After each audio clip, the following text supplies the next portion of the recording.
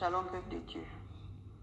Je viens aujourd'hui vous transmettre la révélation du 8 août 2020. Il était 1h29, c'était au cours de la veillée de prière. Donc nous étions en train d'adorer le Seigneur au début de la veillée. Et c'est alors que j'ai eu une vision. C'est un esprit impur en fait. Il était large, d'une couleur jaune pâle. Et il était vraiment très furieux. Il était en train de se diriger vers la terre. Il descendait du deuxième ciel. Et visiblement, il avait l'air d'un esprit destructeur qui venait pour détruire, qui ne venait rien faire de bon. Et pendant que j'étais en train de l'observer, j'étais inquiète, je me posais des questions. Donc je me suis donc mise à penser et il a su que je m'interrogeais. Et c'est alors qu'il a ouvert sa bouche et m'a commencé à me parler. Il m'a répondu en disant « Oui, je viens pour détruire. Je viens avec deux missions. Ma première mission, c'est de détruire tout chrétien qui n'est pas sérieux avec son Créateur, ce genre-là qui joue avec le péché et qui ne sont pas totalement engagés avec le Seigneur. Ceux-là qui tâtonnent, qui sont dans la distraction. 2. C'est de détruire, c'est-à-dire ma deuxième mission, c'est de détruire tout païen qui foule la grâce du Seigneur aux pieds. Je suis sans pitié. Je suis venu ôter les vies. Je suis là pour tuer. Gare à vous, je n'épargnerai personne de tous ceux qui tombent en mon pouvoir. Tous ceux qui répondent à ces deux critères sont déjà entre mes mains. Je fais de ce que je veux. Il y aura des morts en masse. Je vais tuer sans compter. Je vais raser les faux chrétiens et les païens qui endurcissent leur cœur. Et après que ce démon-là m'ait dit ça, le Seigneur a pris la parole et il m'a dit: pourquoi méritez-vous? Pourquoi foulez-vous à ma grâce aux pieds? Pourquoi me mettez-vous dans une souffrance qui m'oblige à vous perdre chaque jour? À chaque fois que je vous tends ma main, vous la repoussez sans aucun regret. Sachez que quiconque commet ces erreurs que je viens de citer subira les conséquences, car à chaque péché est attaché une conséquence. Vous me repoussez par les actes que vous posez. Et après ça, le Seigneur m'a montré la situation chaotique du monde. C'était une étendue vaste, sombre, et il y avait du bruit qui quittait partout en fait. Il y avait toutes sortes de créatures qui se trouvent sur la terre. Il se trouve qu'en fait, sur terre,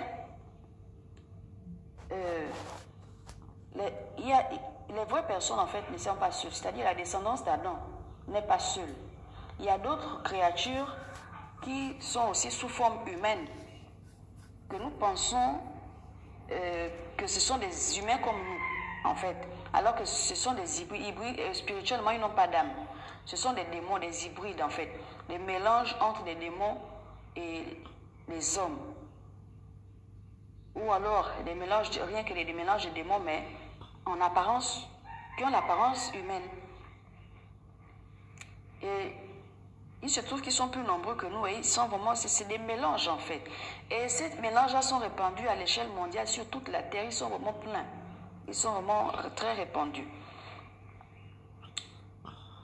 Et il se trouve que ces êtres-là se multiplient entre eux-mêmes et il y a aussi leur mélange et le mélange des hommes qui se multiplient aussi entre eux-mêmes. Il y a aussi la descendance des hommes d'Adam elle-même qui se multiplie aussi entre elles-mêmes.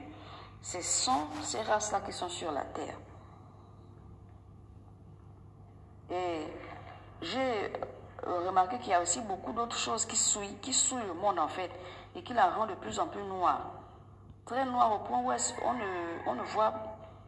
on ne voit que quelques lumières éparpillées, dispersées sur la terre. Et par ailleurs, le Seigneur m'a aussi parlé de la musique. Il se trouve que la musique profane crée des ondes qui ouvrent des portes sur la terre. Et lorsque ces ondes-là quittent la terre, elles se dirigent vers l'enfer sous forme d'une vapeur noire.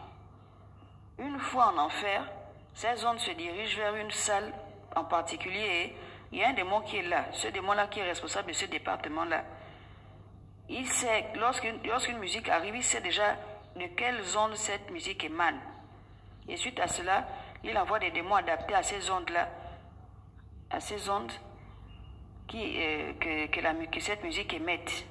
Et il y a la musique profane et la musique pseudo-chrétienne.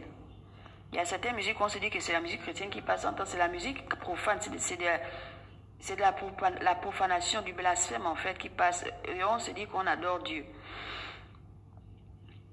Alors que cette musique est infestée de démons en fait. Et c'est la même chose. Mais quand une vraie musique chrétienne passe, les anges descendent en fait du ciel, ils s'alignent ils s'alignent du ciel jusqu'à la terre. Ils forment donc, je peux dire, ils forment une colonne de 2 anges de part et d'autre. Donc ils forment 2 colonnes d'anges. Et le Seigneur passe donc il descend donc à travers une porte en or. Il ouvre cette porte-là, cette porte s'ouvre, cette porte en or s'ouvre et il descend. Donc quand il descend, il se lève de son siège, il descend. Et les anges se prosternent alors. Arrivé donc sur la terre, il va en direction de là où provient la musique ou le chant. Et il fait un avec la personne ou les personnes qui adorent ou bien qui louent en fait, qui chantent ce qu'ils chantent.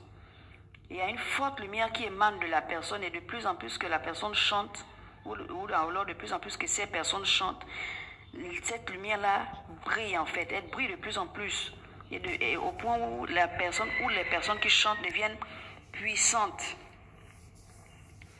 Si puissantes qu'aucun démon ne parvient à s'approcher de ces personnes ou de cette personne.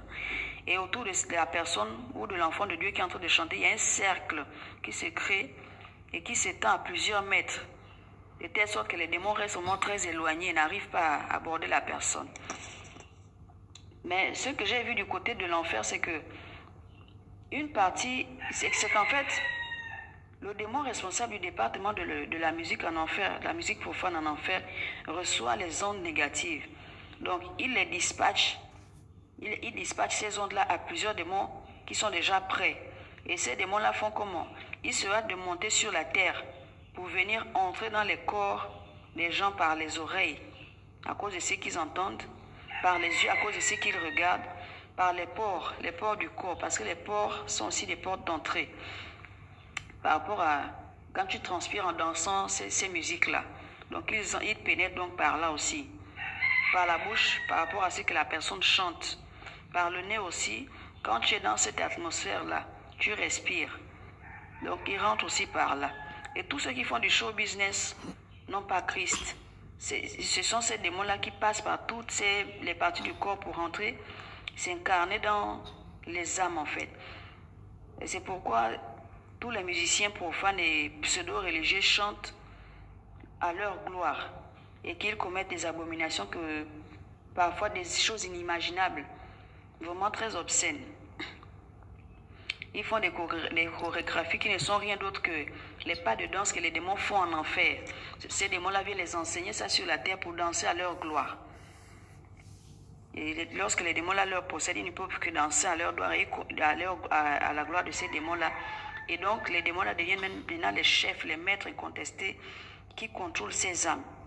Et ces âmes-là sont donc livrées à ce type de démons-là. Donc, c'est ce que j'avais à partager avec vous pour cette révélation. Amen.